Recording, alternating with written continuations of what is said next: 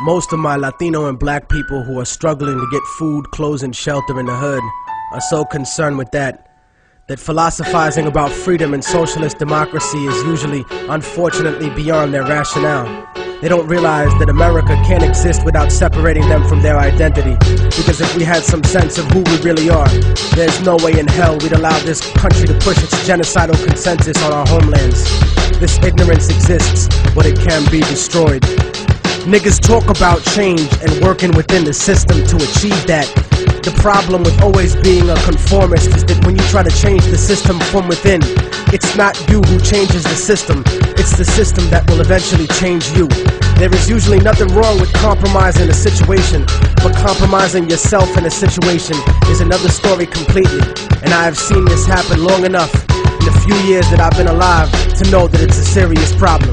Latino America is a huge colony of countries whose presidents are cowards in the face of economic imperialism. You see, third world countries are rich places, abundant in resources, and many of these countries have the capacity to feed their starving people and the children we always see digging for food and trash on commercials. But plutocracies, in other words, a government run by the rich, such as this one, and traditionally oppressive European states, force the third world into buying overpriced, unnecessary goods while exporting huge portions of their natural resources. I'm quite sure that people will look upon my attitude and sentiments and look for hypocrisy and hatred in my words. My revolution is born out of love for my people, not hatred for others. You see, most of Latinos are here because of the great inflation that was caused by American companies in Latin America.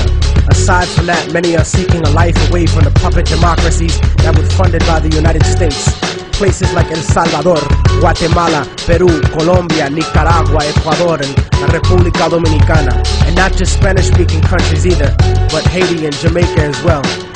As different as we have been taught to look at each other by colonial society, we are in the same struggle. And until we realize that, we'll be fighting for scraps from the table of a system that has kept us subservient instead of being self-determined. And that's why we have no control over when the embargo will stop in Cuba or when the bombs will stop dropping in Vieques. But you see, here in America, the attitude that is fed to us is that outside of America, there live lesser people. Fuck them, let them fend for themselves. No, fuck you. They are you. No matter how much you want to dye your hair blonde and put fake eyes in, or follow an anorexic standard of beauty, or no matter how many diamonds you buy from people who exploit your own brutally to get them, no matter what kind of car you drive, or what kind of fancy clothes you put on, you will never be them.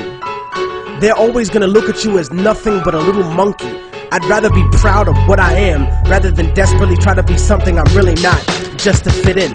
And whether we want to accept it or not, that's what this culture or lack of culture is feeding us. I want a better life for my family and for my children, but it doesn't have to be at the expense of millions of lives in my homeland. We're given the idea that if we didn't have these people to exploit, that America wouldn't be rich enough to let us have these little petty material things in our lives and basic standards of living. No, that's wrong. It's the business giants and the government officials who make all the real money. We have whatever they kick down to us. My enemy is not the average white man. It's not the kid down the block or the kids I see on the street. My enemy is the white man I don't see. The people in the White House, the corporate monopoly owners, fake liberal politicians, those are my enemies. The generals of the armies that are mostly conservative, those are the real motherfuckers that I need to bring it to. Not the poor, broke, country-ass soldier that's too stupid to know shit about the way things are set up. In fact, I have more in common with most working and middle-class white people than I do with most rich black and Latino people. As much as racism bleeds America, we need to understand that classism is the real issue. Many of us are in the same boat, and it's sinking, while these bougie motherfuckers ride on the luxury liner. And as long as we keep fighting over kicking people out of the little boat we're all in, we're gonna miss an opportunity to gain a better standard of living as a whole. In other words, I don't want to escape the plantation. I want to come back, free all my people, hang the motherfucker that kept me there, and burn the house to the goddamn ground. I want to take over the encomienda and give it back to the people who work the land. You cannot change the past, but you can make the future. And anyone who tells you different is a fucking lethargic devil. I don't look at a few token Latinos and black people in the public eye as some type of achievement for my people as a whole. Most of those successful individuals are just sellouts and house Negroes. But I don't consider brothers a sellout if they move out of the ghetto. Poverty has nothing to do with our people. It's not in our culture to be poor. That's only been the last 500 years of our history. Look at the last 2,000 years of our existence and what we brought to the world in terms of science, mathematics, agriculture, and forms of government. You know, the idea of a confederation of provinces where one federal government controls the states? The Europeans who came to this country stole that idea from the Iroquois League.